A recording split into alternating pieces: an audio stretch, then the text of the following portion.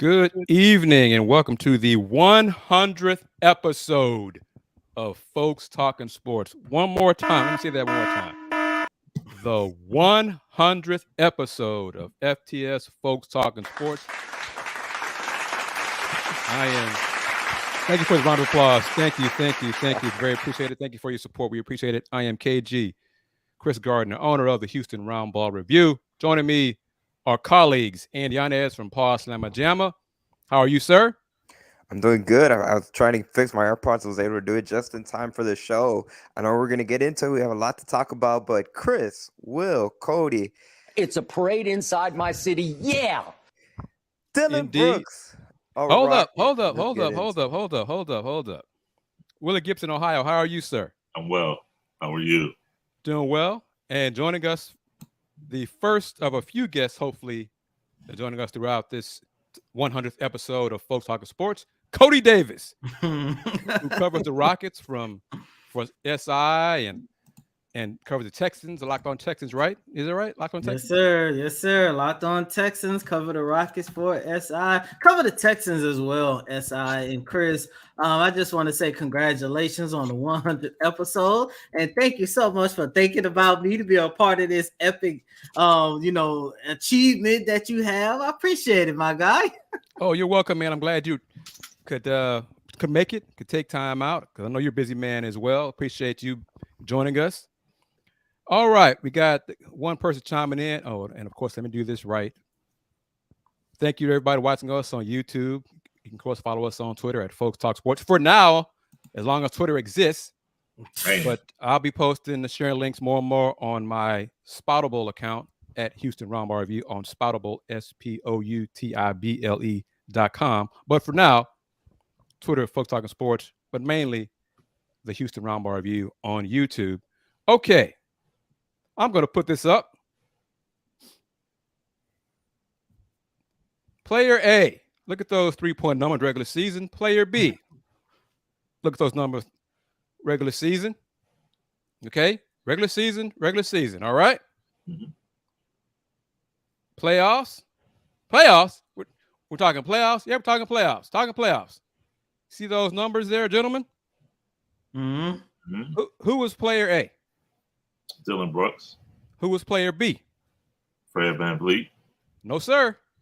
Wow. Coty? Put Eric the playoff Gordon. numbers again. Playoff numbers. There you go, Andy. I think I know who player B is, I think. Who you got, Coty? I'm going to say PJ Tucker. No, sir. Andy, who you got? Has he been a Rocket at any point? No. No. If I give a hint away, I'd give it away. He has a playoff nickname. Playoff nickname. He steps up his game in the playoffs. That's Jimmy Butler. Bingo. Bingo. Let me put it up again for the regular season. Look at those 3-point numbers for Jimmy Butler. 24.4, 24.5, 23.3. Had a good year this past to 35%. And what I heard yesterday was saw from Rocket fans, Dylan Brooks' shot is broken. 3-point shot is broken. I don't see him shooting 24.4% until the playoffs this past season. Clearly, Jimmy Butler is a better all-around player than Dylan Brooks. No question. No question at all. But Will, 24.4, under 25% 3 times. Yep. That's not good. Okay. It's not good, but I would ask how the number of threes that he shot in those years, because he's not primarily known as a 3-point shooter. So correct. He takes more in the playoffs than he does in the regular season. It right. goes up to like from 2 to 3 or 4. Right. So it's not a lot. Whereas Dylan Brooks takes about 6 because of the system that he was in. in Memphis.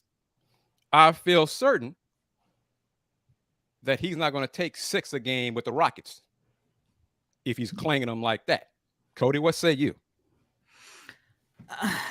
I don't know how you guys feel, but and I might be the only one who think like this, but I think Dillon Brooks might be the Rockets' best free agency signing. And I only say that because we can go back and forth to talk about the 3-point shooting. We could talk about him so-called poking the bear or all that, which at the end of the day, he was messing with LeBron James. Now, I don't know about you guys, Chris, Willie, you guys could probably attest to this more than Andy and myself.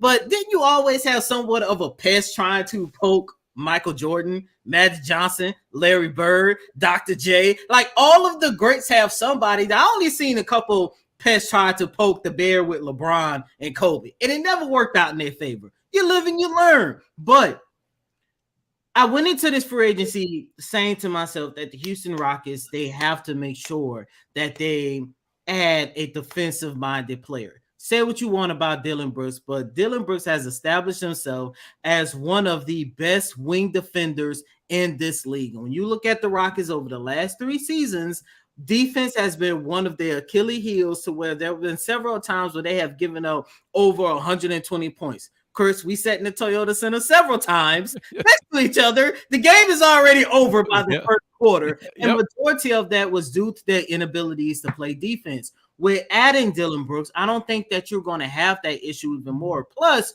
with him being somewhat of a veteran, and he is the type of veteran, he's going to give you some shenanigans from on several occasions, but he's going to be a veteran that's definitely going to help the Houston Rockets on the defensive side of the ball, not just on the individual standpoint, but as a team. I'm pretty sure there's a lot that a guy like Tari Eason, Jabari Smith Jr., even Jalen and Kevin Porter Jr., they're going to be able to learn a lot about playing defense at the highest level with a guy like Dillon Brooks in that locker room. And that's why I'm confident in saying that that is arguably their best free agency signing. Well, Coty, let me say to you, because young Mr. Yanez totally disagreed with me when I suggested Dillon Brooks about 3 weeks ago. Rocket fans thought I was nuts, thought I didn't know what I was talking about. Willie agreed with it. My biggest surprise regarding the signing was the 4 years, no options, team or player, and the money, $80 million. And it's going to be a sign and trade. And that's the other thing I'll pull up, another slide I'll pull up in a second. Yeah. Because Andy, he I guess, kind of came around a little bit to me and Willie's thinking. Because Will and I, even on Thursday's lunch break, seeing also here on YouTube, at Houston Roundball YouTube and on Roku on the BS3 network, we put out there the 12.4 exception for Dillon. 12.4 Rockets were under the cap, obviously, but 12.4 starting salary for him. We believed he didn't have a lot of leverage. Yeah. And I don't believe he had a lot of leverage anyway, because I did not hear too many teams willing to bid for him. So the Rockets offering the amount they did was a surprise. But overall, and I three will get to your comment in a second. Overall, Will, and you guys know how I feel, Coty, you do as well. If a team's gonna offer it, what's Dillon gonna say to the Rockets? Well, no, I'm not worth that much. No, $80 million over 4 years? Ooh, no, I think I'm more like $50 million over 4 years. But if y'all insist, I guess I'll go ahead and agree to it. I mean, gonna twist my arm and gonna give that $20 million per average. Yeah, I guess so. That's on the Rockets. The guarantees, that's on the Rockets too. That surprised me. But salute to Dillon Brooks. He was second team all defense. Any Rockets last year, Coty, make all defense? No. No, sir. Hell, I'm not even sure the Rockets, besides Tari Eason and sometimes Jabari Smith, sniffed defense last year on a consistent basis. Borrow the line from Kelvin Sampson, Andy. A lot of the Rocket players thought defense was a thing that goes around the yard. So Dillon Brooks, he's got to accept the Coach Ime Udoka culture. That's why I was kind of just a 2-year deal. Team knocks him in the second year, but they gave him 4 years. Again, what's he going to say? Ooh, 4 years. Ooh, y'all, that's a lot. Y'all think I'm worth 4 years? Well, okay, I'll take the 4 years. But, I mean, come on. So we'll see if that part of it pans out for the Rockets. Andy, what do you say about Dillon Brooks becoming a Rocket eventually once the sign and trade deal is done? Eventually, Kris, you brought it up. 4-year, $80 million contract. I think that's definitely a hefty price for Dillon Brooks. But looking overall at the moves that Houston's made, overall the free agent, I like the pieces. I know specifically when it comes to the contracts, if you go on Twitter, at least the portion of it that allows you to work every now and then in between the late rate limits, there seems to be a lot of disagreement about not necessarily the players they got, but the contracts that they've handed out. Yep. And the thing that when it comes to the NBA, and Kris, Will, Coty, you guys can all attest to this. How many times have we heard of a player with an untradeable contract and that contract ends up getting traded? The player gets up getting moved. It happens. It only takes one. It only takes one team. There's no such thing as an unmovable contract in the NBA. And overall, it seems what Houston is doing, they've chosen their core, and that core is going to be Jabari Smith, Jalen Green, Alfred Şengün, Amen Thompson, and Kevin Porter Jr. That's the core, and they've surrounded them with veteran players that can not only help them be definitely much more competitive than they have been for the past 3 seasons, where they've won 20 games apiece each season, but show them the ropes, provide them that veteran leadership, and be able to establish culture that Ime Udoka wants. And he talked about it in his press conference. He wanted mature adult players in the room to be able to help that young core. And at the end of the day, I think that's good. It's a very different makeup of the team. And going back to the comments that I believe Tillman Fertitta said when they introduced Coach Udoka, it's a different phase for the Rockets. And that's the core. That's the core, and potentially they might tweak a couple of players as well, potentially depending on, however, Kevin Porter Jr., Amen Thompson, and I'm sure there'll be more moves down the line, not necessarily this offseason, but potentially depending on how it shakes up. But now it's on these players, the young players, to develop and start to take that next step under Coach Udoka. So I like the move overall. And let me say this. I'm gonna go into the comments because this first comment that I respond to. Let's see, because it got some Dillon Brooks haters on here for some reason. Because we said minutes ago that the Rockets paid too much for Dillon Brooks, in our opinion. But what's he going to do? Oh no, I don't want that. No, thank you. Take it back. Come back to me with a lower offer, and then maybe I'll sign it. I mean, come on. And it's Brook Lopez of need that they've needed for the last few seasons. Agree. Brook Lopez. The Rockets gave him a good offer, a very good offer. The Bucks said, Brook, you're a big part of this team, man. You helped us win a championship. We're going to match that offer because we believe you can help us win another championship. Okay. Right. That's what he did. So when the Rockets make a good offer, any team makes a good offer, and a player, current team, where whoever that player is, has a relationship, has a bond with the players, his teammates, won a chip, and said, I like it here. I'm going to stay here. Thank you, Rockets, for the offer. Hell, he could have said, thank you, Rockets, for the leverage y'all gave me to get this offer in the Bucks. Right. Okay, that could be real talk. Brook Lopez did what he did. Overpaying for Brook Lopez. Then some Rocket fans would say, well, they paid Brook Lopez how much? And he's going to start over LP Şengün? Oh, no, he can't do that. What is it? Go ahead, Will. Go ahead. No, I would say a couple things on that. One, Brook Lopez is 35 years old. So Dillon Brooks is 27. Yes. So you overpay for the younger player, and you're coming off. The Rockets have no leverage whatsoever.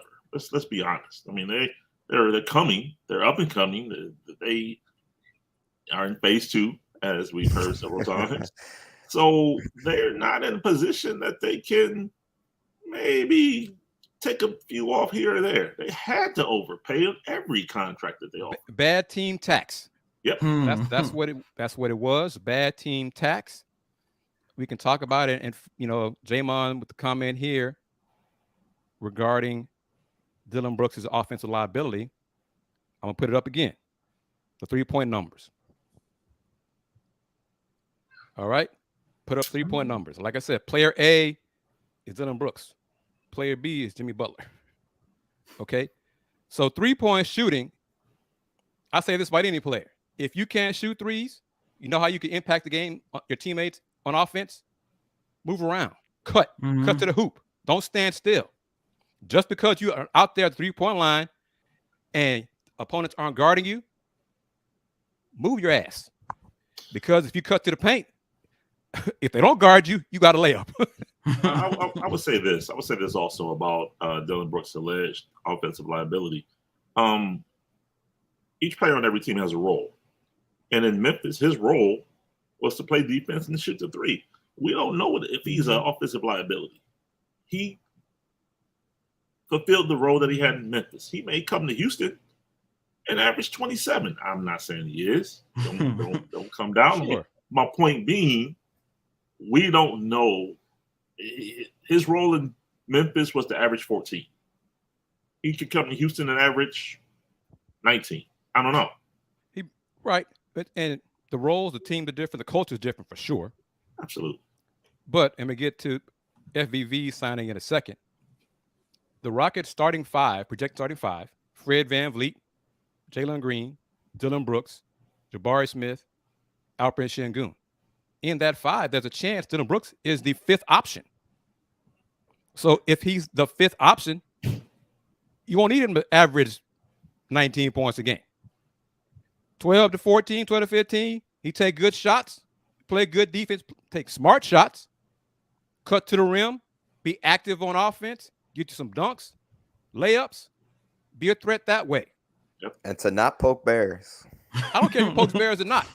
No, he needs to poke some bears. I'm fine with it. I love the competition. Poke bears at practice. He could get under the young guys' skin. And he will do that. That's another thing Coach Udoka said in the presser. Is that practice is going to be much more competitive. Guys' roles will change. And some players' minutes will change. And it's up to them to be professional and adjust and shine in their new role. If you don't, then you won't play. Cody, I'm going to go here, man. I'm going to go here. I already know where you're going. Yeah, I'm going to go here because I mean, I guess he's just hating on. He wants us to respond to everything he's posting. It's called Map Practice. Dillon Brooks accepted Rockets' offer. It's going to be a sign-and trade. And it'll be official, finalized maybe between now and July 6th. Part of that deal involves Patty Mills. Part of that also, all that kind of stuff. But Cody, Coach Udoka is much more of a hard ass than Stephen Silas. Okay? I think Coach Udoka will do a better job of putting his foot down with somebody like Dillon Brooks than Stephen Silas. You agree? Yes, sir, I do. So that's an improvement right there. What Coach said at that presser about holding guys accountable, those were some veiled criticisms at Stephen Silas. I think it's also some veiled criticism at Rafael Stone. You look at who the Rockets are letting go. They're getting rid of. Let's see, getting rid of Ty Washington. Kudos to Willy Gibson, who said he was available, mentioned it Thursday in our lunch break segment. Going to Ty Usman are going to Atlanta. Will said possibly Cleveland has some interest. They did. Josh Christopher, Ty, and Us are three of the Rockets' most recent first-round picks. Trading them, is that an indictment, criticism of Rafael Stone, or an indictment, criticism of Stephen Silas for not giving them more playing time? I don't know if it's necessarily either one of those. I just think that they're not part of the long-term vision. Like when you think about the signings, the players that they brought in, I mean, none of those players would really be in the rotation. Maybe KJ Martin, but with what happened last offseason, he requested a trade. And even then, I mean, would you play KJ Martin over, or you're bringing in Dylan Brooks? You still have Tari Eason, potentially Cam Whitmore as well. He's just the odd man out, in my opinion. Coty, Yeah, what say you? I 100% agree with Andy. I don't think their departure had anything to do with Raphael Stone or Coach Steven Silas. It was just, we just keep hearing phase two. And every time we went to the press conferences, whether it was with the rookies, whether it was for the Juneteenth event, or whether it was at Coach Udoka's introductory press conference, both Raphael Stone and Coach Ime Udoka, they kept saying, they want to add more veterans. They wanted to add players that can help take them from phase one to phase two, which that gets on my nerves every time I hear that. But they have a goal, and with the moves that they made, I wasn't surprised, because going into this offseason, I knew the last time we had an opportunity to see the Houston Rockets in person before they ended the season on the road, was doing the practice before that 2 games that they had on the road, where they went to, I think it was Charlotte, then they ended up in Washington before the season came to the end. I knew walking out the arena that day that was the last time that we was going to see several of those guys. Right. And here we are on July 2nd, and, there's no more Tata Washington. There's no more Usman. There's no more Josh Christopher. And there's no more KJ Martin, which, by the way, out of all of those players, one, I'm going to miss KJ the most, because that was my guy in the locker room. But two, and most importantly, I think instead of saying that it's an indictment, it should show credibility for for former coach Steven Silas and general manager Raphael Stone, because those 2 guys took a chance on KJ Martin and actually developed him, and now he's part of the reason why we kept hearing these trade rumors for over a year. Like Andy just said, he requested a trade last year, and it took over a year for him to trade him, but it's part of the reason why the Clippers gave up 2 second-round picks for him. It's part of the reason why Phoenix wanted him for so long. It's part of the reason why he did have some trade value going into this offseason. And put this up, and Coty, you got about 8 more minutes with us, and then bring some more guests because of this 100th episode of Folks Talkin Sports. But Rockets can scout talent or make deals. Not only did the Rockets tank, but the Rockets didn't play our young guys and build value. In the comment, who is at fault there for playing Daisha Nix more? Is it Raphael Stone, or is it Steven Silas, or even higher up, could it have been Tillman? Raphael Stone. See, that's what I want fans to understand. Because this is kind of, I'm straddling the fence here, because I don't believe Coach Udoka would do this. I think Raphael Stone told Steven to play Daisha Nix more, to not play certain players. I think he did that. I think Steven said okay with some trepidation, whereas Coach Udoka, no, I'm trying to win. I'm trying to get to the playoffs, get close to the playoffs. No, I'm not playing these young dudes. No, they're not doing anything in practice. No, they're not going to play. I think that situation would have happened. The Rockets, all these vets they're bringing in, it's part of phase 2. And we can talk about it here. Jeff Green, Uncle Jeff's coming back. That middle part there, draft rights to Alpha Kaba, that's part of the Tata Us going to the Hawks. Jock Landale, backup 5, only 1 year guaranteed. That's a smart deal, I think. Mm-hmm. Active big man, Patty Mills, been part of the Dylan Brooks sign and trade deal. Then Fred VanVleet.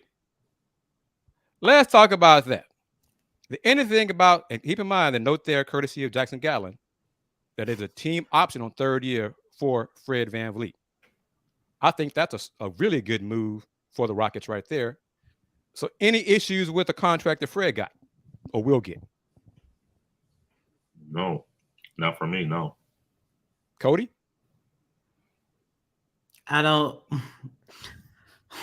conflicted about Fred. I really am.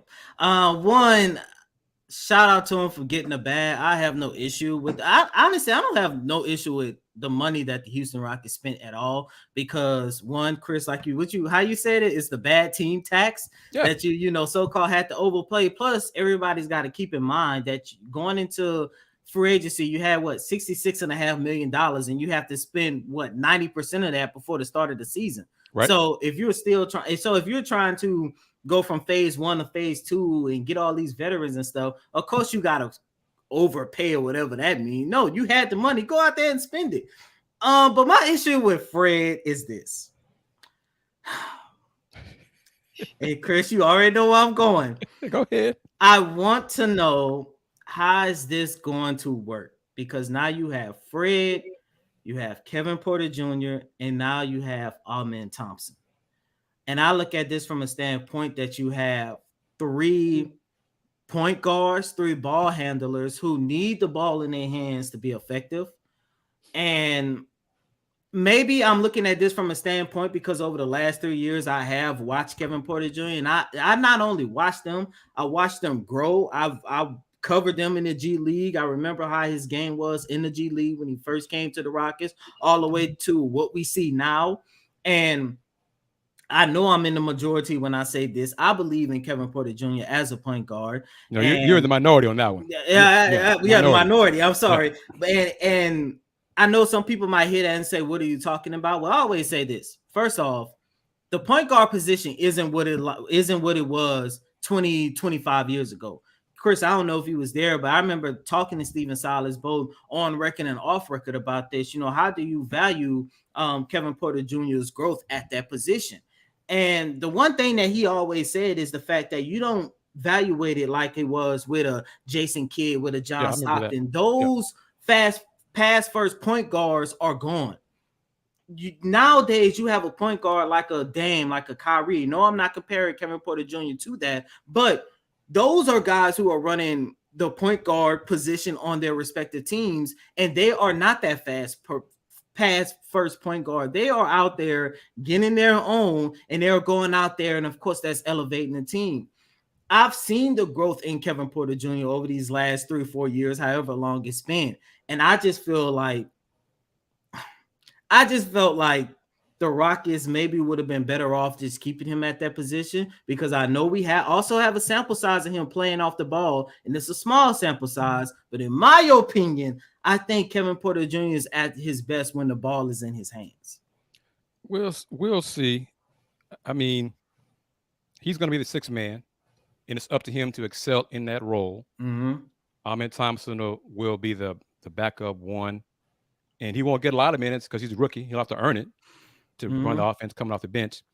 And I'm gonna go here one more time with this person and these comments, who must be a Brook Lopez fan or Brook Lopez's agent or something, because overpaying for a 35-year-old man who's limited on a team that is trying to compete for championships next season, regardless, trying to win 30 games. So that makes no sense. Yeah, they're trying to they're in phase 2 to get better, to go from 22 wins to 30 wins. And overpaying a dude 35 years old would be a mistake 2 years in, and they're not getting the playoffs. Which, by the way, can I say this real quick? I don't understand the fascination with Brook Lopez, because he's a 7-foot center that has only averaged 6.5 rebounds. What is another issue that the Houston Rockets have had over the last 3 years? Rebounding. So I just don't understand, what will Brook Lopez bring to the Rockets in order to help them. That's just me. We could talk about him being a, so-called defensive center. I say so-called because I've seen better defensive centers who can actually protect the rim better than him. I just mentioned his rebounding. So, me personally, I wasn't mad with Brook Lopez not signing with the Rockets. I think he is also in a better position to go to a team where he's playing alongside arguably the best player in the game, Yanez Antetokounmpo. He's on a championship contender team. Then with him being 35 years old, there's also going to be a decline. Last year, he had a decent season, but his decline could come this year or the following year, which means the Rockets would have been in a position where you had a declining center that you would have been paying someone the ballpark of 16, 20, 25 million a year, and he's not giving you anything. Plus, Alperen Sengun, you're talking about somebody who has showcased his growth and development. Look, defense is still terrible, I must admit. But in terms of rebounding, in terms of him being the starting center, in terms of when you have LP on the floor, you still have a guy who can be your secondary facilitator. Sometimes your first facilitator. I think there's more value keeping LP as a starter versus if you would have signed Brook Lopez with a lot at risk. Cody, how can folks find on social media? You could follow me. Oh man, as of right now on Twitter, but I don't know how much longer that's gonna last. At Coty Davis _24. Once again, it's Coty COTYDAVIS _24. Same on IG and same on the next social media platform that I'm about to switch over to. So yeah, you can follow me on that. Thank you very much, my man. We'll keep in touch, obviously, this summer. You going to Vegas at all? No, I'm not going to Vegas this year. All right. And we'll have you on you and AD together on Talk Texans, but that'll be some other time here this month. So just hang by your phone, brother. Appreciate it, man. Yes, sir. Sounds good. Thank you. All right. Take care. All right. Going to bring in James Mueller. Long time no see, James Mueller. Welcome to this 100th episode of Folks Talkin Sports. Semi-regular James Mueller before he got a real job. Landed with the Chronicle. Still there? Doing some freelance stuff for them, but nothing like it was in May. Okay, well, that's all right. How you doing, man? Doing well. Thanks for having me. How are y'all? Doing well. Willy Gibson missed you. Yeah, man. Congratulations. Good to see you. Good to see you too, Will. Yeah. So, what are your thoughts on what the Rockets have done so far in free agency and trades? Yeah, so from what I caught from the last little bit, I mean, I think y'all have hit on most of the main points. You know, they had to spend the money. So yes, the contracts are probably bigger than or an overpay in people's opinion, but they had to do it. And I mean, I agree with the Brook Lopez stuff. Yes, he would have been a nice addition to the Rockets, but he's not in their championship window because, you know, he's old and the Rockets in the next 2 years. And I think Dylan Brooks, you can criticize him all you want, but he brings that feisty, nasty sort of energy that the Rockets need, and they need defense. And so that will be helpful. And then I like the third-year team option with Fred in his contract, even though, you know, he's making a ton of money. I think the third year gives him flexibility there, depending on where the Rockets are at that point. But overall, I mean, I think it's a solid offseason. I'm not going to say they're going to be a playoff team or anything. I think they'll be significantly better just with the coaching changes and having some veterans. But it's a step in the right direction for sure. Agreed. And, you know, Fred VanVleet is a good on-the-ball defender. You get Fred and Dylan Brooks to become pests guarding the other team's players. That's an improvement. Rockets lack that. Rockets before Dylan Brooks, Rockets lacked Tari Eason was going to be that. Not there yet. He's getting there. Could be down the line. Needed some guys, I'm going to say it, get after it on defense with some nuts. Challenge dudes. You know, sometimes you got to talk bad about the other team's mama. You know, something, get under their skin, whatever it takes, be a pest. See who you can get into their mind and mess up their game. They got that now, mentally and physically. And, hey, Dylan Brooks, there are some things he needs to fix. Clearly. He's got a shot to do it here with the Rockets. Fred VanVleet. Fred does not have a great percentage shooting, but he's good, solid assist man, good defensively, on pick and rolls defending. He's not afraid of the moment, not afraid to take big shots, not afraid to lead. The money, again, Rockets had to spend it to get a point guard. The Rockets believe they needed a point guard. Fred VanVleet was their top priority for free agency in terms of point guard. That's a question. Yes. This person got quote. I agree with everything you said. I'll start with that because I totally agree. But someone asked me this about Fred, and they paid him $40 million. Why not? They had to spend the money. Why not take that money and spread it over 3, 4, 5 players? Why'd you have to spend it all on Fred? Like who for point guard play? Because no, only got 15 spots. That's just my point. That's my point. That's exactly the point I'm getting at. Like what are the 4 or 5 players that you're gonna use the $40 million that you gave Fred on? And then I agree totally with what you said. And we're talking about Fred, and I3 brought up Jackson Hayes. That was his preference.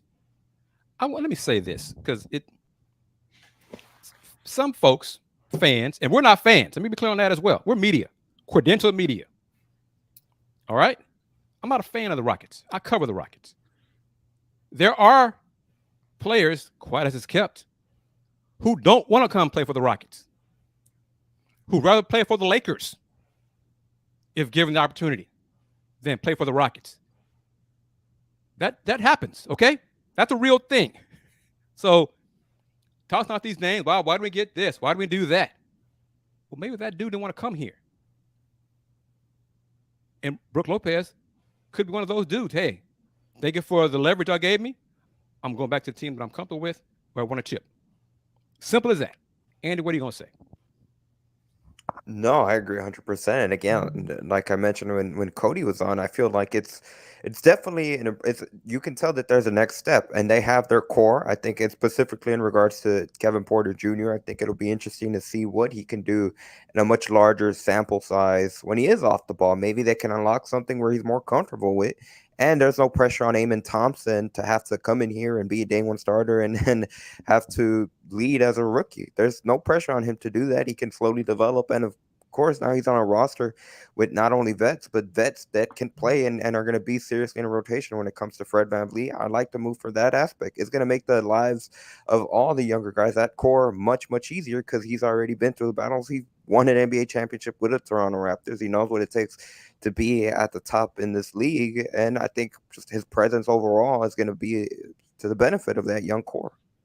And agreed. And James Will, what's your thoughts on this? I know Slim Boss, he corrected it in the next comment. That should be we spent more money. None of young players will get minutes. Jalen Green's going to play. Assuming he does his job in practice, he's going to play. Jabari's going to play. Tari's going to play. That's half your core right there. They're going to play. Yep. So it's a good mix. I think it's a good mix of youngsters who will play, who have talent, with veterans who have talent, and who will push the other guys in practice to get better. Question. Yes. To that point, who was the starting small forward in Houston last year? Eric Gordon. for much of the season, Eric Gordon. Yeah. Right. So Dillon Brooks is not an upgrade. So if Dillon Brooks was a plan to be Eric Gordon, so okay. So my point being, they got players at positions of need. Yes. So they're not taking minutes away from the young players. They're actually enhancing the young players by bringing in veterans that can show them the way. And I'll say this real quick. I know we'll probably get to it, but my favorite signing of the Houston Rockets is Uncle Jeff Green, because he 37 years old. He's 36. He'll be 37 next month. He world champion, someone who's, I've been hearing this all week, the adult in the room. He's a veteran that can show these guys. He may not have the gaudy numbers, but he's solid. He's a contributor. And more importantly, he can show these guys the way off the court, in the locker room. Not saying Fred can't, not saying, well, I am saying Dillon can't. But he has to prove it that he can. Yeah. Right. Jeff Green has the track record of being the veteran in the locker room that can show these young guys the way. And I think that is going to be is not being emphasized enough. His leadership and his value that he's going to bring to Houston. And Jeff Green is Boban's replacement. Just think of it like that. Okay. But with better skills and could probably give you more offensively and defensively than Boban could. Okay. You are hating because the last part of this comment about first team, second team. Third team. No Kawhi, Yanez, Paul George, and more. Dillon would be third team or worst. Would be. I didn't know about we're dealing with would-be's. What I know is Dillon Brooks was second team defense this past season. That's what he was. It's okay. No Kawhi, Yanez. You know why? No Paul George, because they were hurt. That's not Dillon Brooks' fault. I don't deal with woulda, coulda, shouldas. Yep. I wish I could, because I wish I was a millionaire. I wish I would win the lottery. You know, a lot of wishes in woods. I wish Holly Berry would be coming to my life. You know, I mean, what the hell? Woulda, coulda, whatever. So that's hating. This comment here. You don't think Brooks is that much of an upgrade over Martin? He is on defense. Wow. He is on defense. Wow. No question. He is on defense. Absolutely. He is on defense. And Jamon, y'all other folks on here, this is not Steven Silas's team anymore. Okay, this is Ime Udoka's team. He has different expectations for these players. He wanted certain kind of players to bring in. He's accomplished that. I think he's had more say in bringing guys in than Rafael has. So that's different than Steven Silas. New coach in town, new sheriff in town. More defensive guys playing. Some guys don't want to play defense, play hard. They won't play. And then there'll be some fans, well, why is so-and-so playing? Or why? Or, the favorite I hear, coach doesn't like so-and-so. It's personal. He doesn't like. Okay, yeah. Coach is playing somebody, not playing somebody because it's personal, risking ultimately losing his job. Right. Losing games because it's personal. Please. Leave that. Just come on now, folks. Come on. But James, did you watch we're shifting gears tremendously. Did you watch the toast to the Big 12 on Friday at midnight? I didn't watch it live. I caught some of it on replay though. What'd you think? Your honest assessment of what you saw. I mean, it just was like a normal Zoom call. It wasn't anything too special.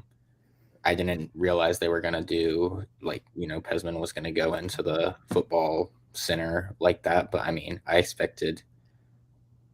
it was below my expectations. Thank you. That's what I want to hear, James. I would have been surprised if you'd have said it exceeded your expectations. But Andy, well, I think you were awake too. You saw it, right? I saw it. So whoever wants to go first out of you two, what do y'all? Andy, when you saw it, what do you think? It awkward. I don't know if you could use that. That might be the right word to fit. It just I think honestly, a lot of it's like life. You just figure it out as you went. I think the videos that they had pre-planned, they had a nice touch. I think it probably could have been a little bit more organized. No. That comment right there from Corey. Man. Sorry, Corey. No. No, Corey. Believe me, you are not. There wasn't enough hype. It was just like James said. It was just a traditional Zoom call for a second. It just sounded like it was just run of the mill. It was just, you know what? Let's just give an example. It was like, pretend I'm Chris Pesman. I'm going to be talking today. We'll be joining the Big 12. It's exciting. And I hate to do this because I know it's going to come across as we're hating or we're not.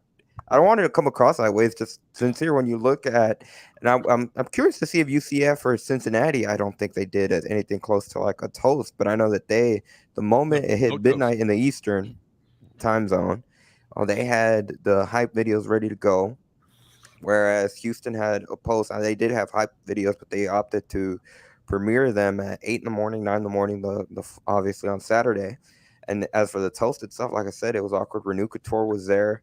They missed the midnight time because, like James said, Chris Pesman was explaining the details on the football development facility, but I mean, it was what it was. It just went as it went.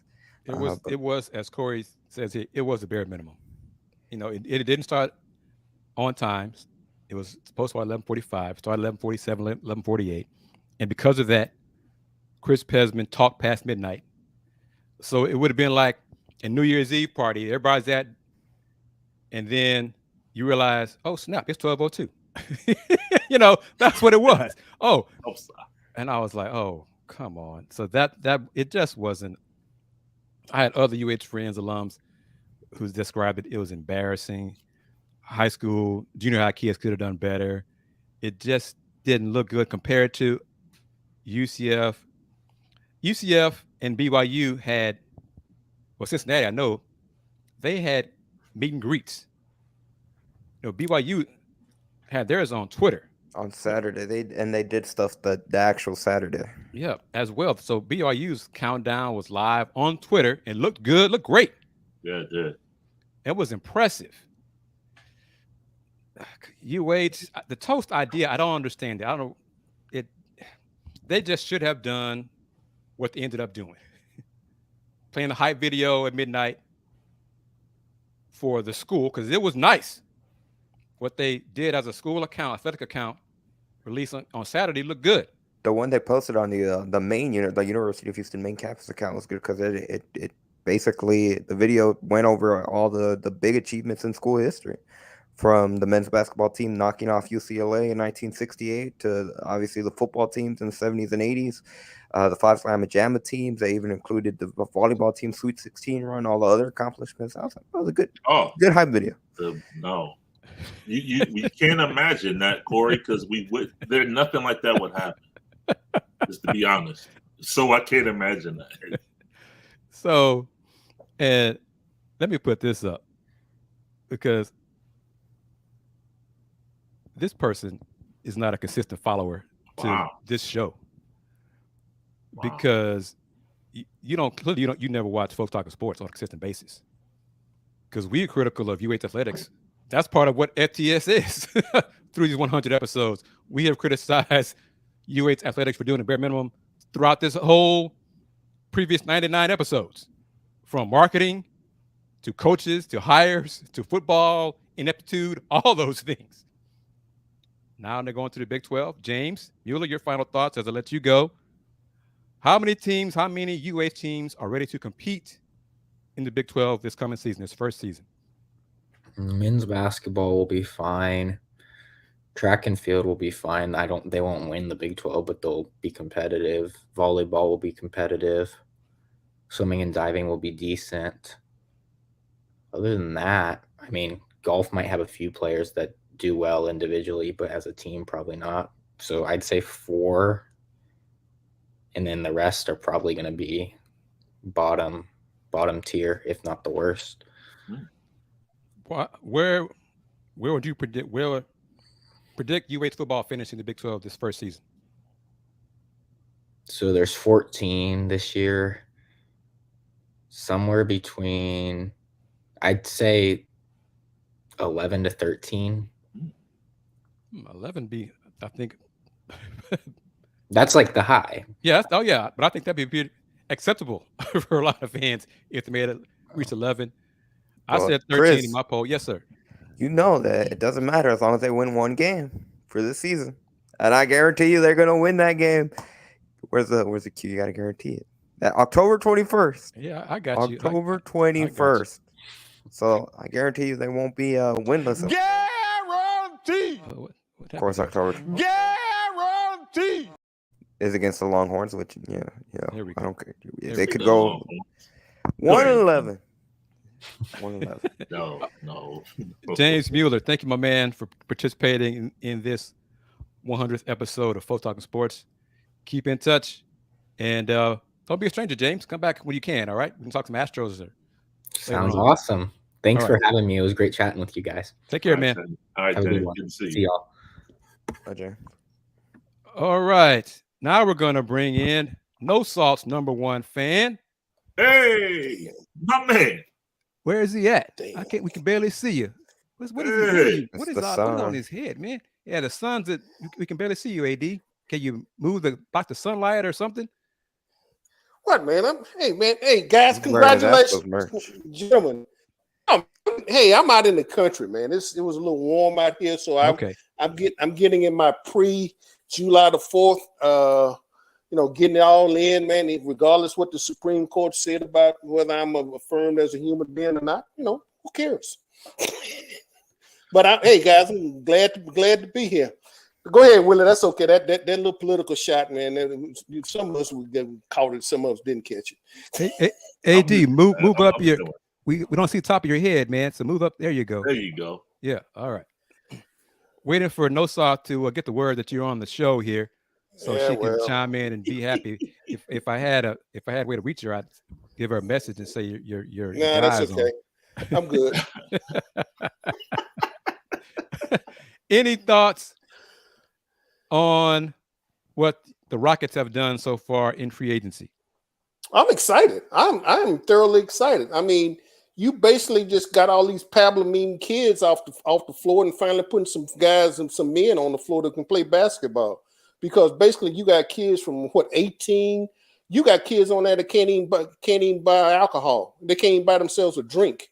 And now you got some guys, at least they can go to a bar and order a drink, legally without somebody having to buy it for them. So we got the pablum and all the other stuff. Breast milk is off the breath. Now we got some guys out there. We got some men out there that's ready to start playing basketball. And let me see, because I'm going to take another criticism of I3 again, because I swear one of his comments, he said the front office was at fault for the players. Management was at fault for players, who played and didn't play. And yet he now says Stephen Silas didn't play Josh Christopher. Which is it? Is it the front office's fault or is it Stephen Silas' fault? I'm confused. You flip-flopping on who you're criticizing, but you're a Rockets fan. Oh, okay. Whatever. When it comes Andy, to Josh Christopher, no, what I was going to say, when it comes to Josh Christopher, he's not a part of the core. He's still young, but to me, he's kind of a bit of a one-dimensional player when it comes to just on the offensive side of things. He's not to sound mean, but he's more of a me player in terms of scoring. He's a scorer. He's not a playmaker, and doesn't really give you much on the defensive side of the ball either. And he was turnover prone and all those things. So hey, he's done. He's gone. Whatever. And there's no call-in numbers for folks to chime in because I don't have a screener, and I'm not risking somebody losing their mind, dropping stuff on this show. I'm not doing that. Hey guys, look, let's cut to the chase. You had a bunch of young AAU players, because they've been unique at wherever they are and played, and they were the center of attention. I go back to the time, was it a couple of years ago when John Lucas got in these kids behind, and they got so upset that they went and left the arena. This is a man's game. You getting paid a man's salary, and if you're not ready to step into that role, then don't step out there and want to be, you want the money, you want everything that goes with it. Well, it's also the responsibility to be a pro. All right. Yes. And you are playing in the NBA. Okay. This is not AAU anymore. Nobody's going to kiss your butt anymore. If you don't want to get out there and go to work, oh yeah, you got money. But so what? Well, that's the case now. That wasn't the case the last 2 years because they wanted to lose. I mean, I don't know if I still have it up, the clip available, but Tillman said at Mardi Gras, pray for Victor. So didn't get workout. They did not get Victor Wembanyama, but yet they're ready to with veterans, new veterans on the team to enter phase 2. New head coach, new expectations. They believe the veterans who they brought in will increase the win total for this coming season. So they don't have time to play too many youngsters. Rockets had 7 first-round picks in the last 2 drafts prior to this draft. And the average age was what, Chris? How old? Probably 20. 3 of those are gone now. Josh Christopher, Ty, Usman Garuba.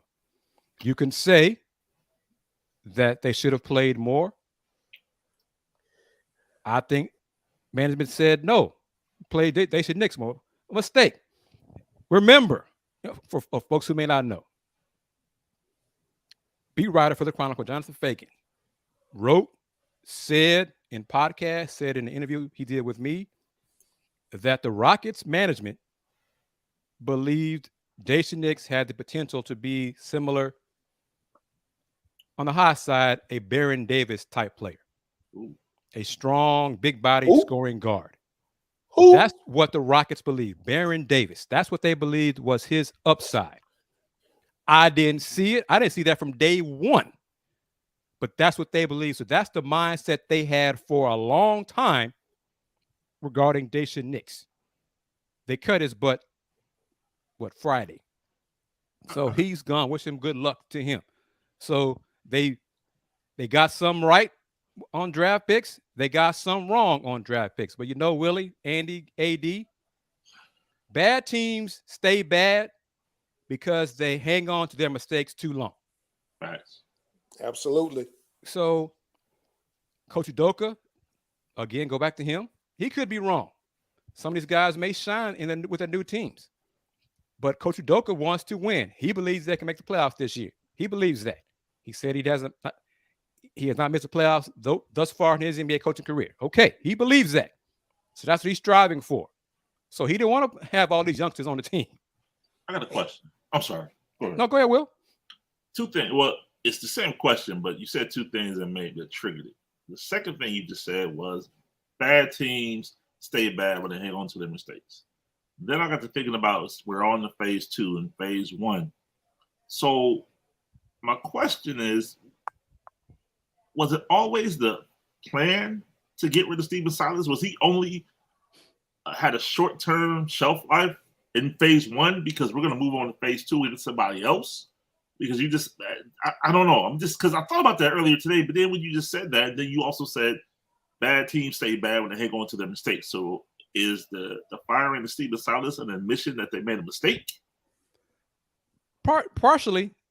I mean, you know what? And it's not a crutch. It's reality. He was hired to coach James Harden and Russ Westbrook. Okay. Absolutely. You know, that's who, but they left. They bailed on him quickly. And so everything changed. So the longer he hung around, the Rockets' expectations changed. The losses piled up. They started playing youngsters, not the right youngsters. A lot of us agree on that. And then Stephen Silas got fired. They brought in a new coach.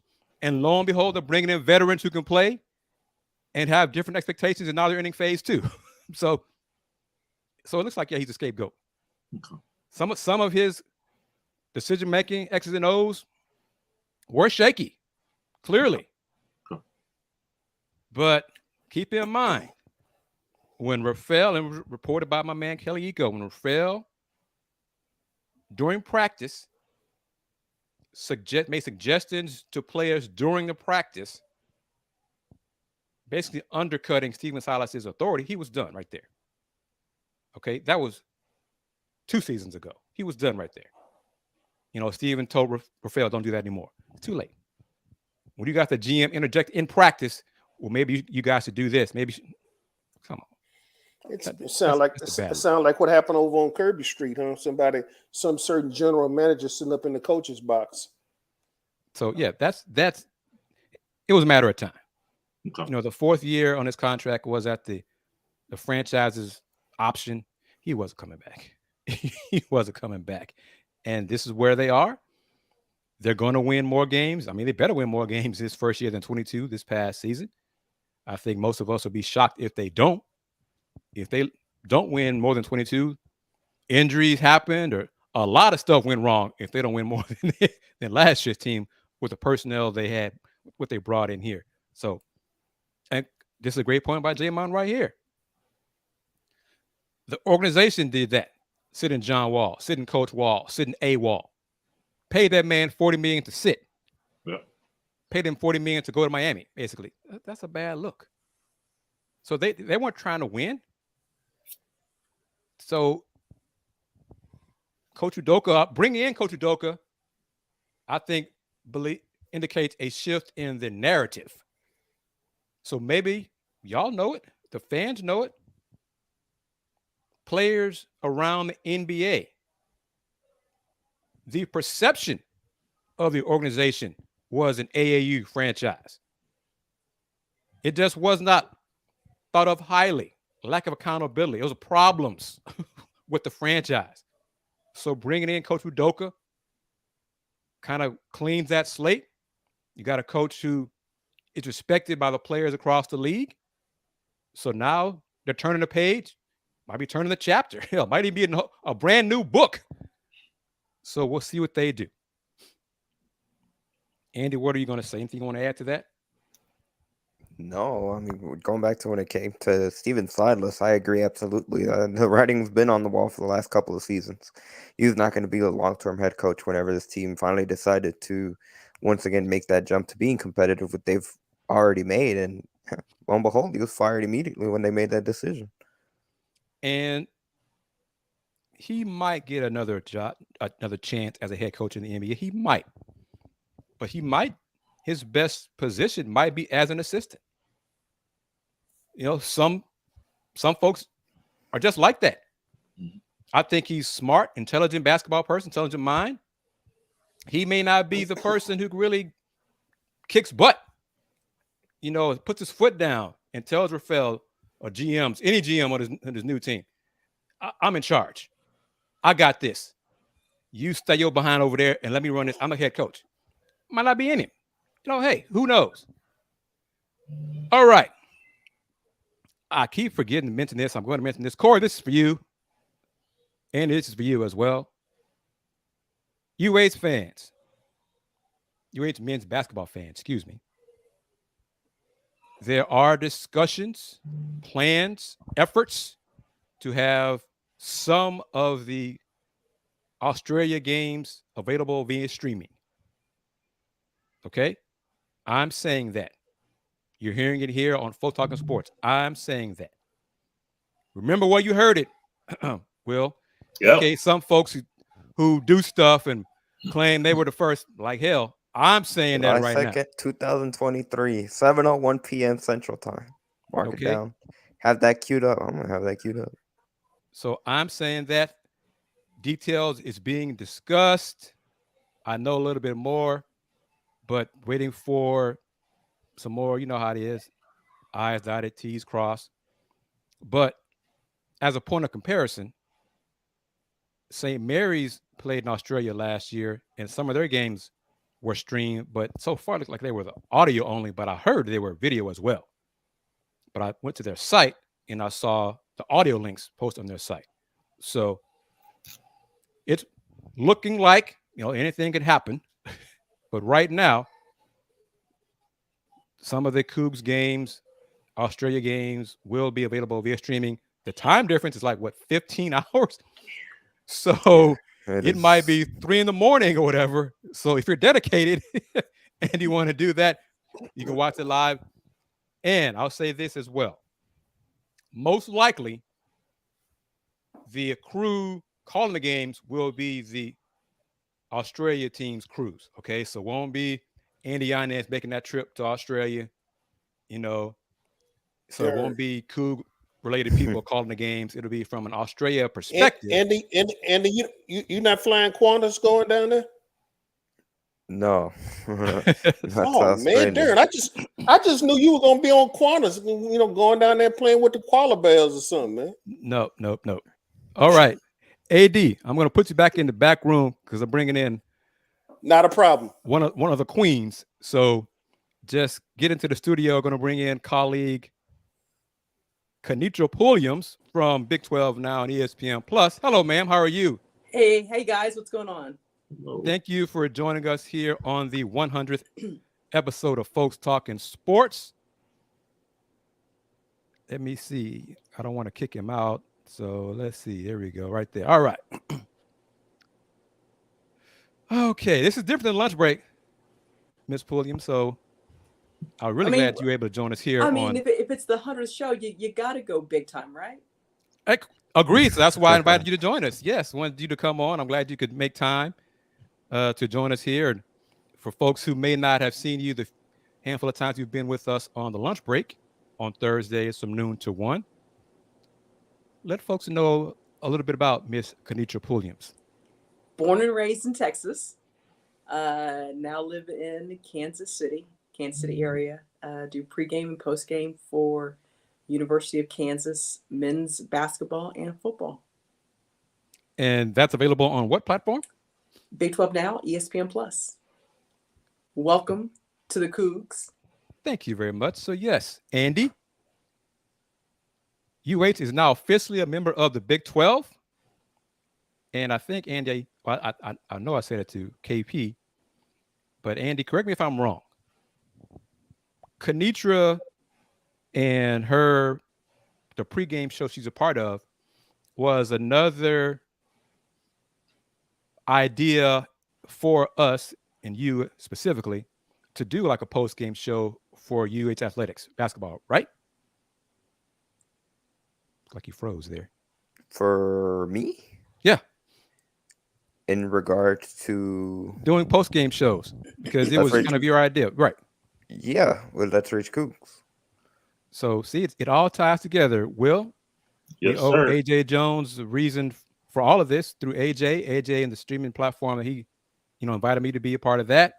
That's how I met Willy Gibson from the Ohio State. Yep. And that's how Andy met Will. And I met Kennetra at a Big 12 basketball tip-off and invited her to be on the lunch break. And now we keep in touch. And hey, onward and upward. Any news you want to break here about the Jayhawks basketball, men's basketball or football? No, I mean, as you mentioned, Houston going to Australia, KU, they're going to Puerto Rico first week in August 1st through 8th. They'll play 3 games, the 3rd, the 5th, and the 7th, just to get, different look. Are you going? Of course not. I don't get to go on the tropical trips, whether it be Hawaii or Puerto Rico or the Bahamas. I don't get those trips. Have you put in a word to say, what about me?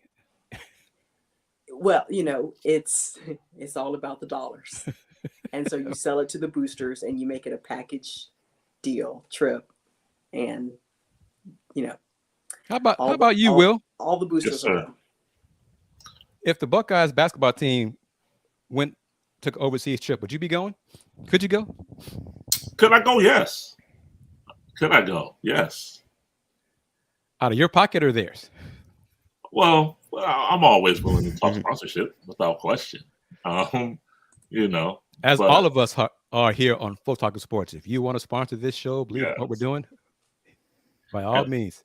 I apologize for looking down for the last couple of minutes. Ohio State just signed for the class of 2024. Oh, yeah, there you go, right there. That guy right there? Yeah. Corey was just, that's what I'm looking at. So if you see me looking down, I apologize. Ohio State just signed him from Chicago, 6'5", 305, defensive lineman. Signed with Ohio State over some school up north, Georgia, and Miami. I love how Will refers to that school at the school up north. Yes. Kennetra, any football signings, commitments for the Jayhawks? Yeah.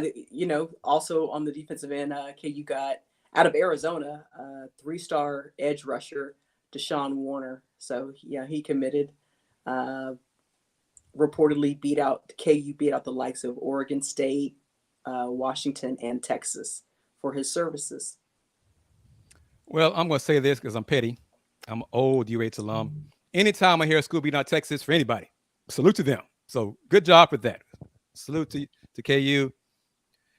What are your thoughts on Houston joining the Big 12? Now they're officially a member of the Big 12. What are your thoughts on that?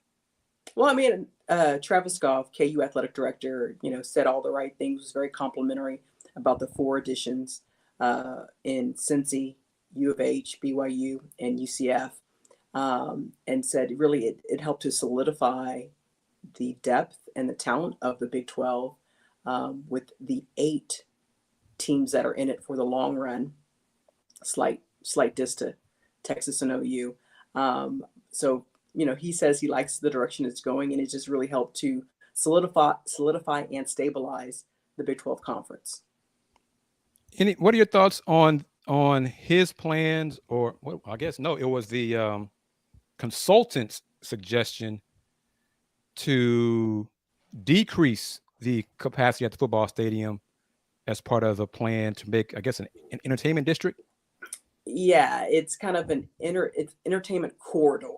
Okay.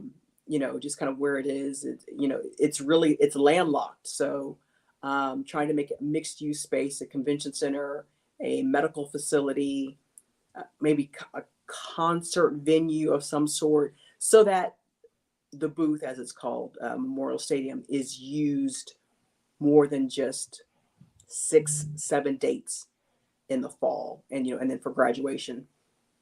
Just trying to make it just kind of a destination location in Lawrence, and so trying to attract more attention. But the thing is, parking is already an issue right there, and so the blueprint plans that I've seen kind of take away one of the surface lots to add these extra venues and buildings.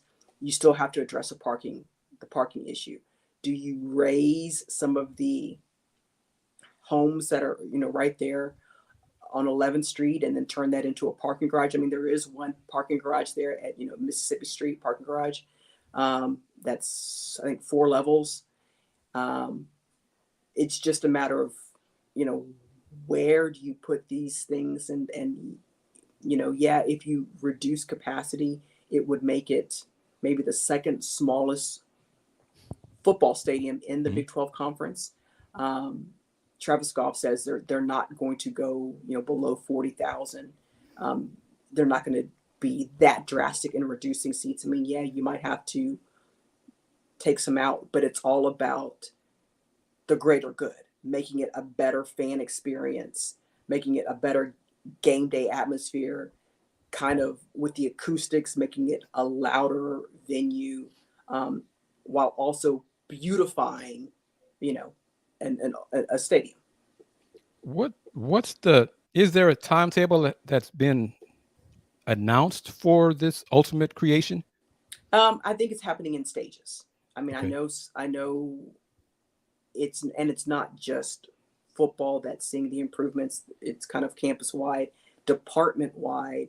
They're already doing renovations inside Allen Fieldhouse. I know the media room is already, getting attention and getting spruced up. So you won't be able to do it in one fell swoop. It'll have to just kind of be, after the season, you can do, this pocket and then Midwest weather. You got to hope that there's not a whole lot of snow days, because winter, winter here can last until May. Winter. What is that? Andy, Will, you have questions for KP?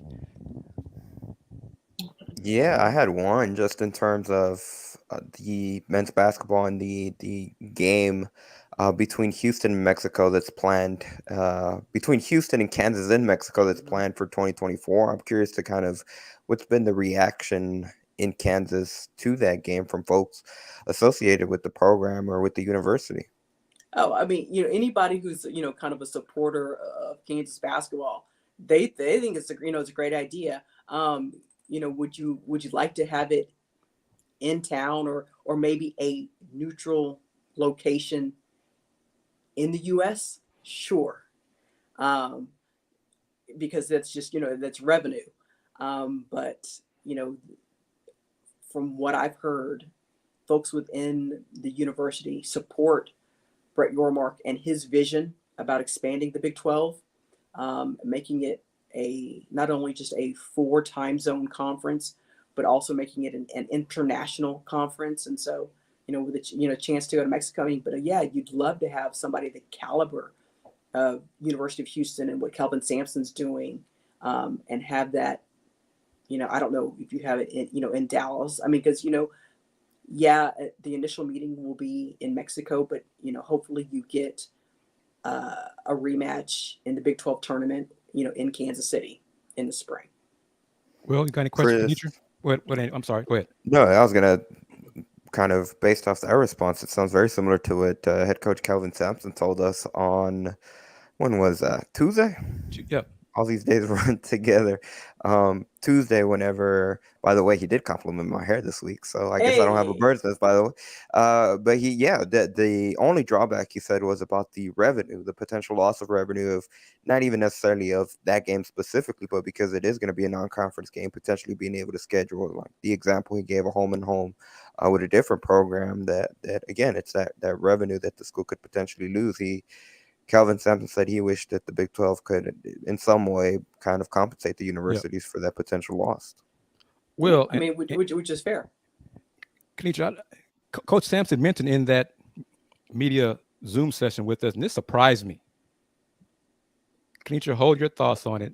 Will, I want to get your thoughts when I say this. Mm-hmm. He mentioned to us that initially, or I don't know if it's this coming season, I think next season, the schedule was laid out where Houston and KU played just once in the regular season. And I was like, huh? The Big 12 is so deep, but 2 really marquee programs, and you're going to schedule them one time for conference? What are your thoughts on that? I can see, well, yeah, in a perfect world, you definitely would want the home and home. But you create the anticipation of just only one time. For example, and I guess I'm sure it has to do with the number of teams at that point. It's 14, if I'm remembering properly. Well, next season will be 12. It should be 12. Okay. So I'm sure it'll be some type of anticipation, don't miss it one time only type of scenario. But because I know and I can only compare to the Big Ten, there are also some times where you figure a marquee, for example, Ohio State, Michigan State played one time this year at Michigan State. So those things with the round robin scenario happen, but that's what I would think of my initial thought. Kennetra, your thoughts? Yeah, I mean, I guess, you kind of dangle the proverbial carrot, to make fans, really want to travel to whether the game's played in Lawrence, whether the game's played in Houston, even if it's played, kind of a neutral site, if it's played in Kansas City, or if it's played, not on U of H's campus, maybe it's played, somewhere else. If it's played in Dallas, if it's played in San Antonio, that way, you could make both fan bases travel. But having to wait another calendar year to see the rematch on your respective campus. I mean, I guess you make fans want it more. And John Williams, Vice President of Basketball for Big 12, in my interview with him, he mentioned the possibility of having like a Big 12 showcase, non-conference showcase, where teams who aren't participating in the Big 12 Big East, right? Yeah, Big 12 Big East Classic would face off a non-conference as a boost for their face off against each other. So it'd be two Big 12 teams facing each other as a way to help strengthen, not even worry about without hurting their net. So I think that's part of it. That's being discussed. Could be at a neutral site location. I'm not sure if it'll be a neutral site or on campus site, but that's a possibility as well. But how is my quarterback doing so far in practice? Have they started anything practice yet for football? When do they start practicing? No, I mean, they're doing, off-season conditioning and, that type of thing. But, it'll get cranked up in earnest after Big 12 Media Days. Mr. Daniels doing okay? Tell him I said hi. He's my first team quarterback, Big 12. He is a NIL darling. Is he really? Oh, okay. What kind of products is he endorsing? From what I've seen, I know they just had like kind of a student athlete symposium, and he was like #1 NIL football player. I'm not exactly sure who sponsored it, whatever, but yeah, he was named #1. But I know locally, Wendy's, that's the one like top of mind. I don't know what other brand endorsement deals he's working on, but he stays very drippy. Okay. Andy, we're going to bring in Kim Davis to have two queens on the screen with us to help enhance the visual for everyone. Sis, how are you? Kim, I'm good. Talk. Thank you for being able to join us here on the 100th episode of Folks Talkin Sports. Well, thank you for having me, and congratulations on your 100th episode. Appreciate it. Will, yes, from the perspective of the Ohio State, the Buckeyes have you send me some info articles, links about what they do for their student athletes regarding NIL, education, financial literacy. Yes. Just share more about what they're doing. Yeah, not just from an NIL perspective, but Real Life Wednesdays. Every Wednesday, it actually started when Coach Urban Meyer was here with the football program. Every Wednesday, he brings in a speaker, a non-athletic speaker. It could be a CEO of a local company here. For former Buckeye Kirk Herbstreit has been a speaker. He spoke of non-athletic pursuits, things business related. Quarterly, there's a athletic job fair where those same companies are brought in, that athletes are allowed, or they develop relationships with companies for internships, opportunities after athletics. So those type of things are two that are top of mind right now. But there's a constant, actually another Luke Felder and his group,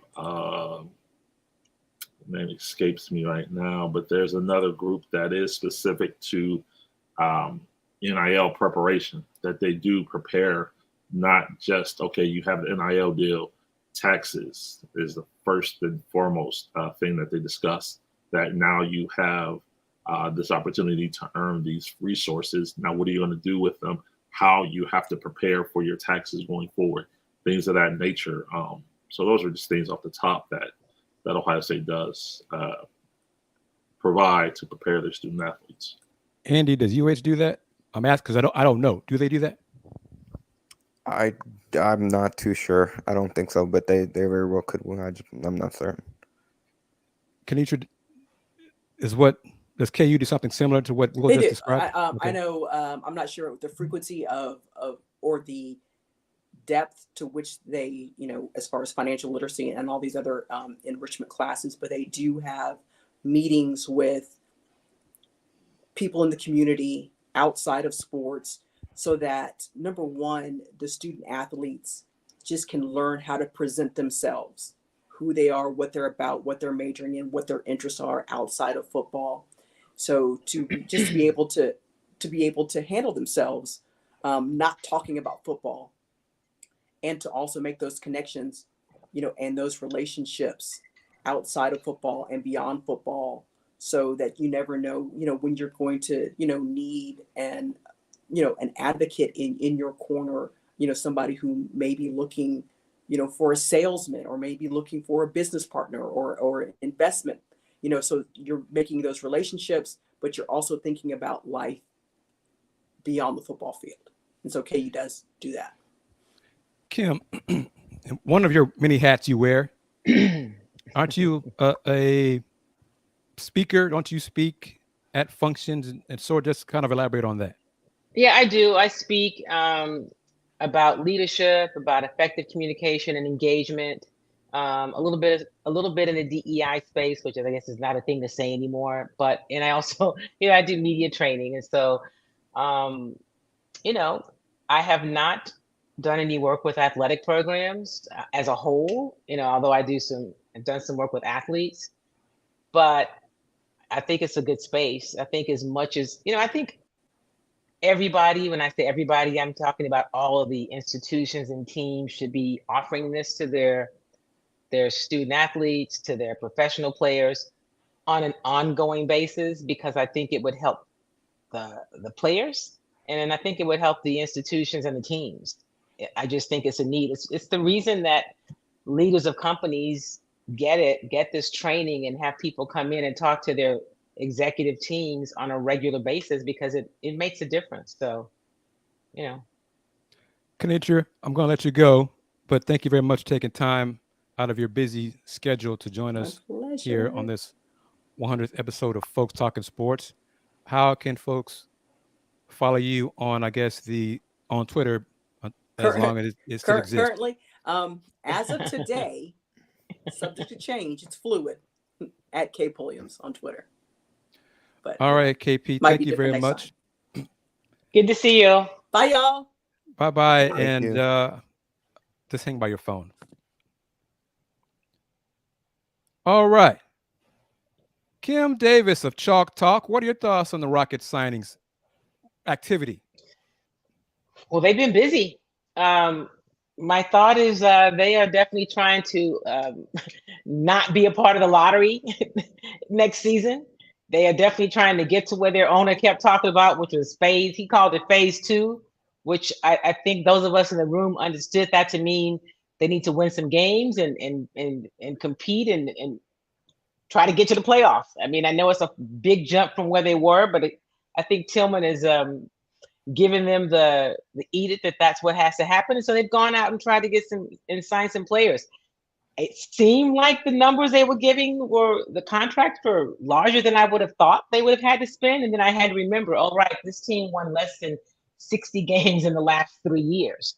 Yeah. So you probably do have to spend a little more to say, hey, come over here with us.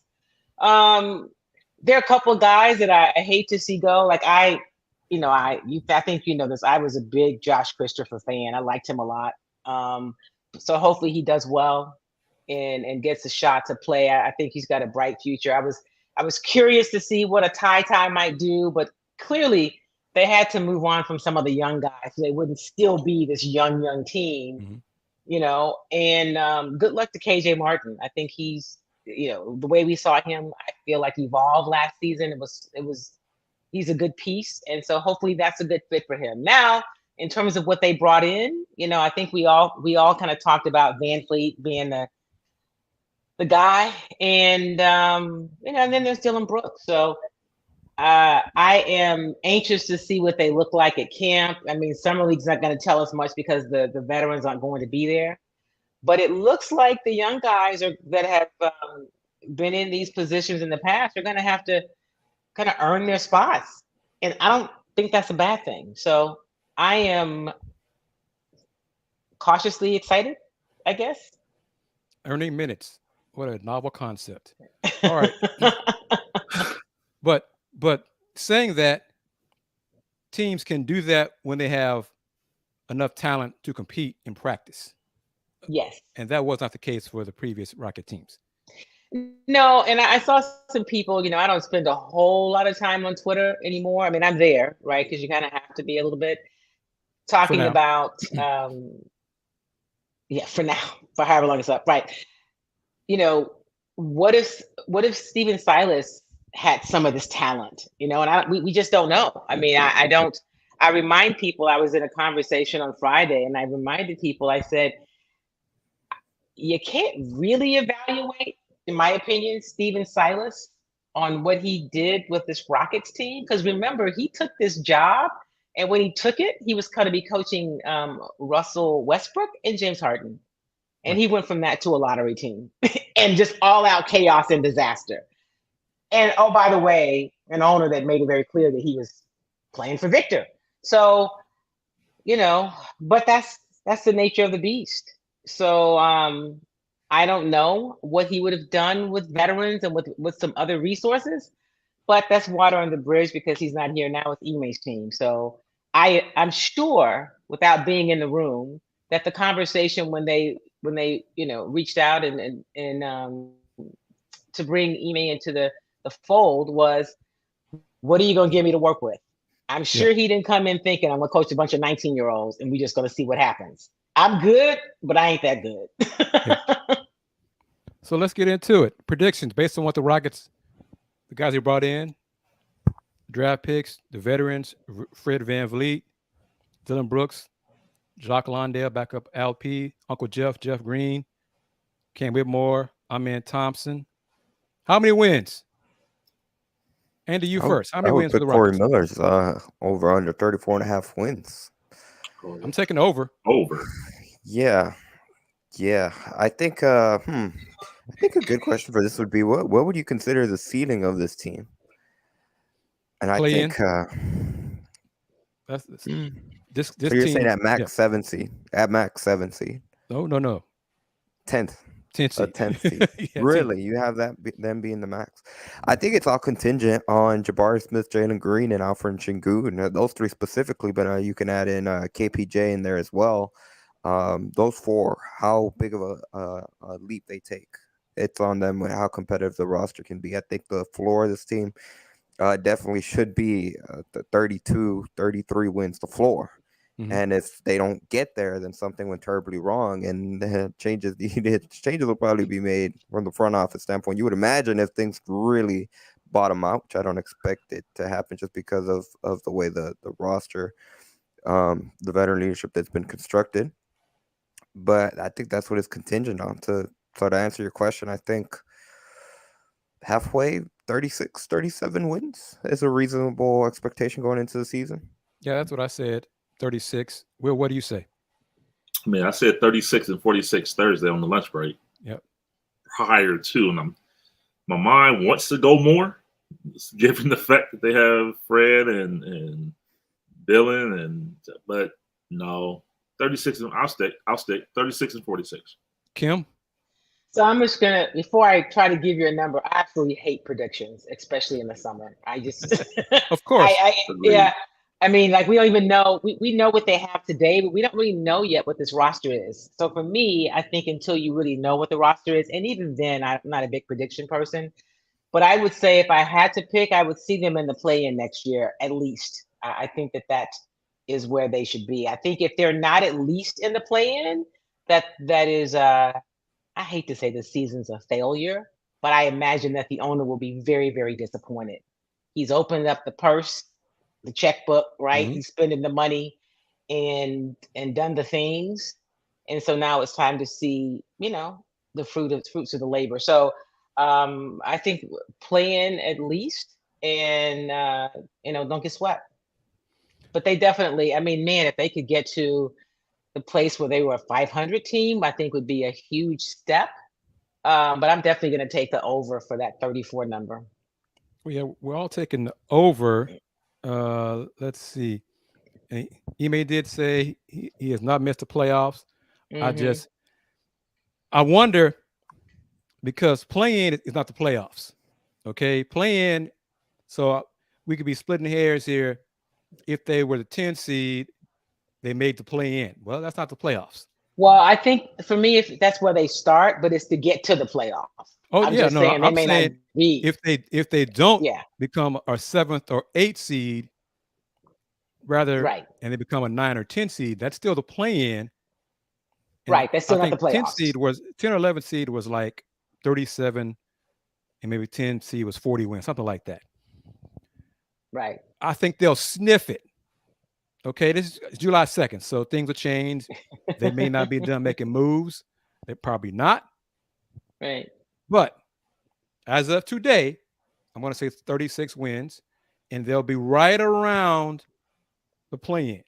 Get a break here or there. Some other teams have some injuries. 36 might be enough to get you to the 10th spot. Who knows?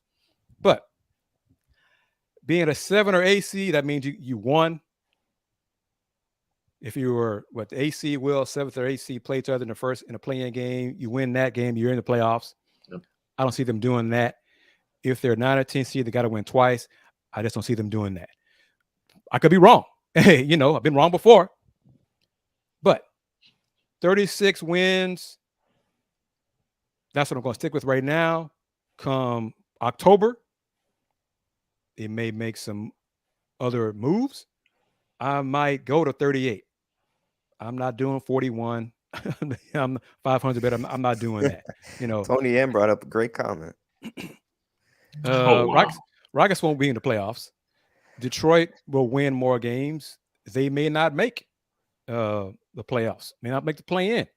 Depends on them. But they got a better team than the Rockets do. Let me ask you guys a question. They're in tougher conference, but they need healthy players. If Cade is healthy, stays healthy, they would not have only won 17 games last year, but he wasn't healthy. If he injured again this year, they're going to suck again. It all comes down to health. Go ahead, Kim. I'd like to know what you guys think about the contracts. The number, did it surprise anybody of the number, the amounts of those contracts? The Dylan Brooks number surprised. Well, the fact that it has no options, it's a guaranteed deal. That surprised me. Right. Okay. The $80 million, that surprised me because I thought he'd only get like 12 to 15 per. That's what I thought. Rockets had to spend it eventually, so they did it and they spent it on 2 dudes basically. So yeah. Go ahead. What were you going to say? No, I agree. Dylan surprised me a little bit, but as you said earlier, Kim, it's a bad, and Kris alluded to it as well. It's a bad team tax. You got to overspend to get guys to come down the line. So yeah. Because this is for all three of you. How many how many good teams, and good, I'm going to say playoff teams, have a lot of cap room? None. Okay, None. so there's a reason Yeah. why the Rockets have a lot of cap room. Okay, There's a reason. Absolutely. Yeah. so 9 times out of 10, bad teams have cap room. Very rare instances, when the cap had the huge jump because of the multimedia rights deal that allowed the Warriors to get KD, all that kind of stuff. That's rare. Those spike caps. The money Dillon Brooks got is a fair question. As far as we know, there was no other teams bidding against the Rockets for Dillon Brooks. But they decided to put all the money on him, him and Fred, basically. Yeah. So $20 million per, $80 million total for 4 years. Again, Dillon was going to say what? Ooh, Tillman, Rafael, y'all want to give me $80 million per? I'm $80 million total. Ooh, no, I'm really more worth of about, yeah, I don't know, I'm not worth 45. I'm not worth that much. Right. So, and the Kings, that is correct. But the Kings, part of that was because they made another trade, a smart trade on draft day. Yep. Right. To clear up space. So Right. it's very rare that a playoff team has a lot. And $30 million, that's a good amount. Rockets had $64 million. Okay. Right. So I'm talking $30 million and above cap space. But I'm going to wrap it up. This has been a lot of fun. I want to thank Coty Davis, Kim Davis, no relation, James Mueller, Adolphus A. DeMore, and Kennetra Pulliams for joining us on this 100th episode of Folks Talkin Sports. Appreciate everyone for the comments, the criticisms. Don't be a stranger. Next Sunday, probably going to take some time off, a week off. We all think you got some vacation time. I think I'm tentatively scheduled to be on TV, recording a TV segment around this time. So I'm not going to, rush and force folks to change their schedules and all that kind of stuff just to accommodate me. So might take a week off, but just stay tuned. Subscribe to the Houston Roundball Review YouTube channel so you can keep in touch with what the content here on this channel. Andy Yanez, you first. Take the big screen if you want to. How can folks find you and follow you on social media? Yes, sir, Chris. As always, thank you for the opportunity to be on your platform. People can follow me on Twitter, like a lot of our guests have said, for the time being, while that website is still up at Yanez_5, and more importantly, Pawd Slama Jama on YouTube, which hit the 1,000 subscribe milestone on Monday, this past Monday. So we are very excited to be able to finally be able to accomplish that. We did it in under a year. We did it right before Houston joined the Big 12. So exciting times ahead, and go back to the full screen with Reverend Chris. Just thank you for really the opportunity, like I said, to be a part of Folks Talking Sports, which has been now for 2 years now, 2 years running, going back to the summer of 2021 when the show launched, when the show was born. And it's kind of like you said, it's all tied in, it all comes full circle, because it was kind of born in May when you were doing you were filling in during the old KYOK shows. So that's kind of really what sparked it, and here we are 100 episodes later. Willy Gibson, you want the full screen or you want it like this? Oh man, I'm one of the people, man. I'm good. Okay, so how can folks follow you? Keep up with you. You can find me on as everyone has said, I'll echo that, as long as Twitter is up. On Twitter at Will Gibson 7, on Instagram at Will Gibson 7, Facebook Will Knows. And again, Chris, thank you for allowing me to be a part of your platform. Shout out to AJ Jones as well for connecting us, and I look forward to things to come. Yes, sir. Sis Kim Davis, how about you? How can folks find you, keep up with you on social media?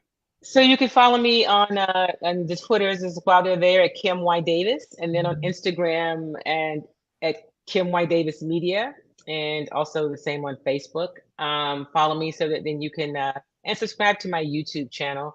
And I just want to throw this out: if you are not registered to vote, I'm encouraging you to get registered. I never say who you should vote for, but we should all be registered and informed. So If you're not registered, get registered. And if you are, find somebody and make sure they are. We are in some very turbulent times. And so we need to all be actively engaged. So that's how I want to end it here. Hey, and congratulations on 100 episodes. Thanks for inviting me and including me. I appreciate it. Continued success, and take you some time off, my friend. Thank you very much to everyone. I want to thank Will and Andy for being along for this ride of Folks Talking Sports, this vision that you guys helped me with. I appreciate that. I am KG Kris Gardner, owner of the Houston Roundball Review. Watch us on YouTube. Subscribe to the YouTube channel. Hit that bell so you can receive notifications as well when the content is updated. See, we didn't spend too much time criticizing UH alma mater for their weak toast on Friday. But hey, they had good hype videos. Hype videos are good. So that was good Saturday. I should have done that for midnight. But anyway, just still do agreed. The U of H one should have gone at midnight. Yeah, but hey, in the Big 12 now. So step up your game. Yeah. Everyone, to all the folks chiming in on YouTube, Tony, I3, Corey, who else am I forgetting? Charles on Facebook got a comment from Facebook, probably because of Kim and her great following on Facebook. Corey Mueller, of course. Chef, who's this Chef? Alan Wilson, thank you very much as well. Yeah, Wanda, thank you for your support. As always, reminder, get you a Houston Roundball Review mug like I got right there. It's filled with a beverage, not an adult beverage, a little early today. But everyone, thank you very much for being a part of this 100th episode of Folks Talking Sports. Stick with us, and we keep grinding and get to 200th episode of Folks Talking Sports. So to wrap it up, since 1994, the Houston Roundball Review. Local name, global perspective. Y'all take care. Peace. Peace.